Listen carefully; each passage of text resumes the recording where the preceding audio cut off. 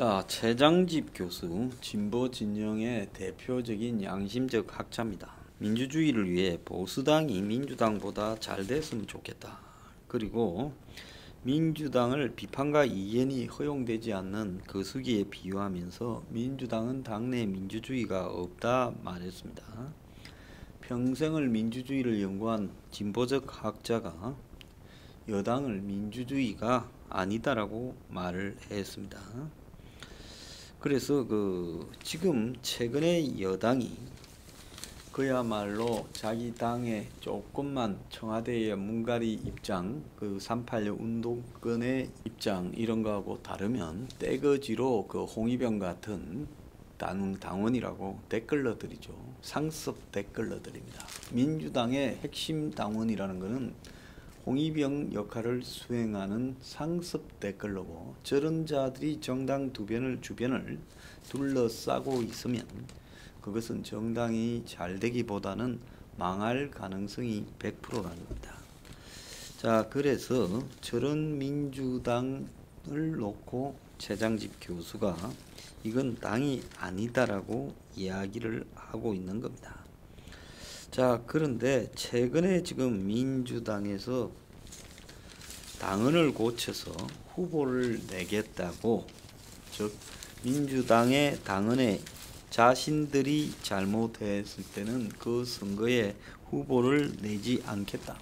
즉 자신들이 낸 후보자가 당선되어서 역할을 수행하다가 문제가 생겨서 중간에 나가게 되면 그 재보궐선거에는 후보를 내지 않겠다. 그러니까 내년 4월에 서울 부산시장에 대해서 후보를 내지 않겠다라는 민주당의 방침을 스스로 번복하기가 곤란하니까 당 안팎에서 후보 공천을 포기하는 게 도리라는 말이 지적이 있었지만은 당 지도부가 당의 결정이라고 하면서 우리가 그래도 공천을 해야겠으니까 그것과 관련된 당의 헌법, 즉 당헌을 개정하는 여부를 전 당원 투표로 지금 묻겠다고 말을 하고 있습니다.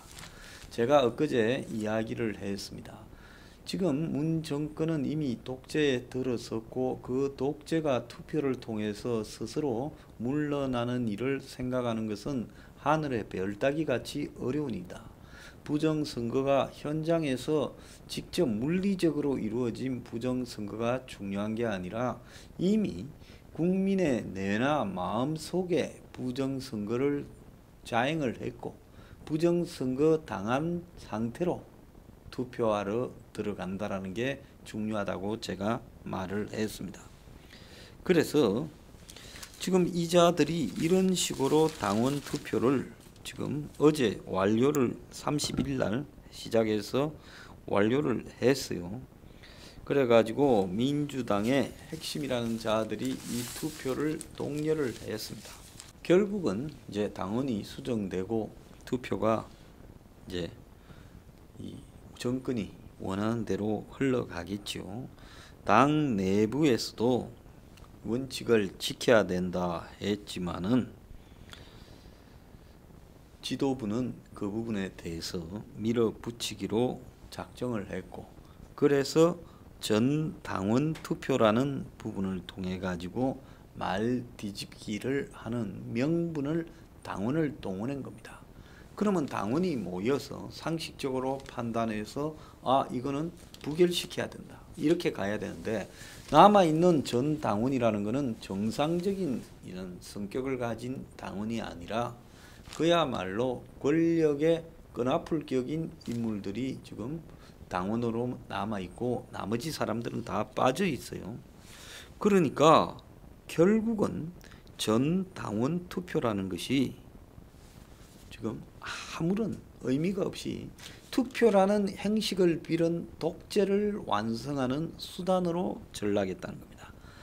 자, 야당의 비례정당 창당이 위법이라고 이 당시에 미래한국당을 비판했지요. 미래한국당이라는 당을 지금 만들었잖아요. 지금 이 국민의 동당이에요. 그걸 비판하다가 자기들도 전당원 투표했다면서 더불어 시민당이라는 위성정당을 만들었고 열린민주당이라는 것까지도 만들었습니다. 자, 그래서 지금 여당이 이런 식으로 국민과의 약속을 대중의 투표라는 행식을 빌어서 독재를 하고 있어요. 히틀러도 무솔리니도 일본도 과거에 민주주의가 무너질 때 전부 투표라는 형식, 당원이라는 형식을 동원해서 민주주의를 요식적인 절차로 전락시키고 원하는 대로 끌고 가는 독재의 완성의 도구가 됐던 겁니다. 지금 대한민국의 민주주의, 여당의 민주주의를 보면 민주주의라는 부분이 그야말로 형식으로 전락했다는 거예요. 뭘 하든 여자를 남자로 부른다 하는 것을 갖다가 만약에 문가리가 지시하면 그것까지도 통과시킬 놈들이라는 거예요. 그렇기 때문에 이거는 민주주의가 아니다라는 겁니다. 그래서 성폭력에 대한 반성도 없이 후보를 내겠다면서 국민을 깔아뭉개도 이 부분에 대해서 어떠한 이야기가 나오고 있지 않습니다. 자, 그래서 친문들이 지금 당을 완전히 장악했고 친문 외에는 저 당에서는 아무도 목소리를 내지 않고 있다는 겁니다. 반해서 그러면 국민의 똥당은 어떻게 해야 되냐? 저기라도 정신을 차려야 되는데 저 당도 저거가 똥인지 오줌인지 지금 정신을 못 차리는 일을 하고 있습니다. 특검까지도 지금 옵티머스 라임 특검을 거부당해 놓고 공수처장 추천위원회를 추천해서 후보를 두면 이제 추천위원회가 진행되고 있습니다. 그래서 공수처장 추천위원회의 위원장에 조재현이라는 자기 정권이 추천한 인물이 거기에서 뽑혔고 그래서 11월 말까지 민주당이 주장하는 공수처장 임명 시한을 가지고 지금 일이 진행이 되고 있어요. 야당은 정치적 중립성 부분을 운운하고 있지만은 이 부분과 관련해서 아예 처음부터 공수처라는 조직을 반대해야지. 공수처라는 조직을 인정하고 거기에 정치적 중립성을 운운하게 되면 그 자체로서 제가 봤을 때 그건 이미 이야기가 틀려먹은 겁니다. 문 정권이 공수처를 독재를 강화하기 위해서 국회의원이나 판사, 검사들을 장악하려고 이런 거를 했고 검찰을 무력화시키려고 했다면 공수처를 끝까지 반대하고 추천하지 않는 것이 저는 답이었다 이렇게 보는데요. 자, 그런데 이런 부분에도 특검 하나 얻어내지 못한 채 자신들을 사람을 파견했고요. 그리고 내년 보궐선거를 앞두고 무슨 안철수, 유승민, 진중권이가 국민의 똥당이나 그 당내의 의원들 모임 또 당 밖에 김무성이 가면 마포 포럼 모임 이런 데 불려다니면서 떠들고 있습니다.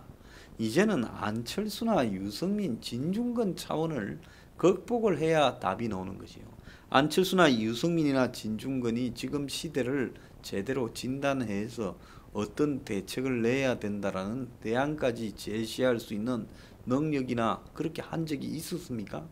이 사람들은 한 번도요 시대의 화제 문제들을 진지하게 탐구한 적은 없고 기껏해야 비아냥거리고 조롱하고 황당한 실체 불분명한 새정치인이 보수 개혁 보수를 이야기를 했을 뿐입니다.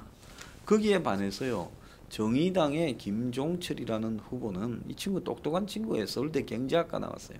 최근에 뭐라고 했는가 하면 연금 개혁을 이야기했습니다. 공무원이나 군인연금, 사학연금 이런 연금을 개혁해야 된다. 지금 적게 내고 많이 받아가는 걸 개혁하지 않으면 답이 없다. 그 다음에 저소득층도 세금을 내야 된다. 제가 서포 15조에서도 맨날 하는 소리지요. 거기에서 무슨 소리를 합니까? 많이 벌든 적게 벌든 세금은 다 내야 된다. 면세하는 사람이 있어서는 안 된다.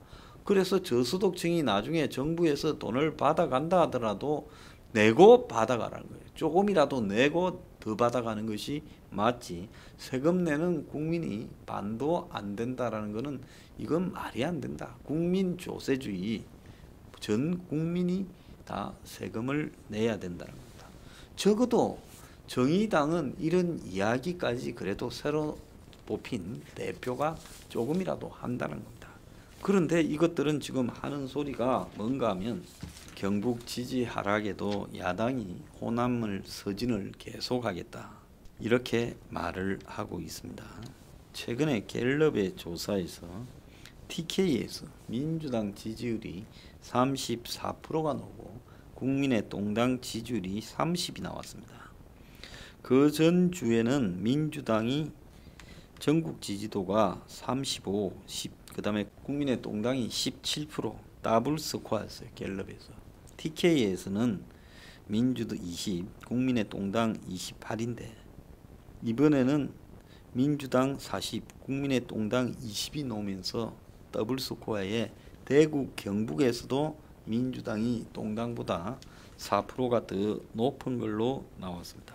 자, 이거는 뭔가 하면 지금 이제 보수 진영의 텃밭에서조차도 국민의동당에 대한 대중의 지지가 무기력해지고 있다. 즉 아무리 우리가 찍을 데가 없다 하더라도 저놈들을 계속 지지하는 것은 이 문제가 있다. 그래서 지금 김종인 지도부에 대한 보수 텃밭에서의 지지가 지금 흐트러지는 모습이 보이고 있는 게 명확하다는 겁니다. 자, 이런 상황이라면 대구보다 더 어려운 데가 부산입니다. 그래도 대구, 경북이 더 보수적이고 민주당이 접근하기가 어렵고 국민의동당은 그래도 대구, 경북만큼은 지금까지 약간의 균열 외에는 지켜왔는데 지금 대구에서도 흔들리고 있다는 겁니다. 그런데도 김할배는 3일날 의원들 데리고 또 광주를 방문한다는 거예요. 2달 만에요. 그래서 서울시장 선거에 대비해 재경 호남 민심을 잡는 차원에서라도 서진 정책을 계속해야 된다. 제가 생각할 때 김종인이 별 실리가 없는 이런 정책을 하고 있는 이유는 자신의 거치 문제 때문에 저러는 것 아니냐. 본인이 지금 다른 욕심이나 생각이 있어서 이런다, 이렇게 밖에 볼 수 없다는 겁니다. 지금 김종인은 몇 달하고 끝날 사람이 지금 호남을 갖다가 민심을 돌리는 것까지 자기가 할 수 없어요. 호남 민심 돌리는 거 간단합니다. 호남 사람은 뭐 대한민국에서 벌어지는 고통을 안 겪어요.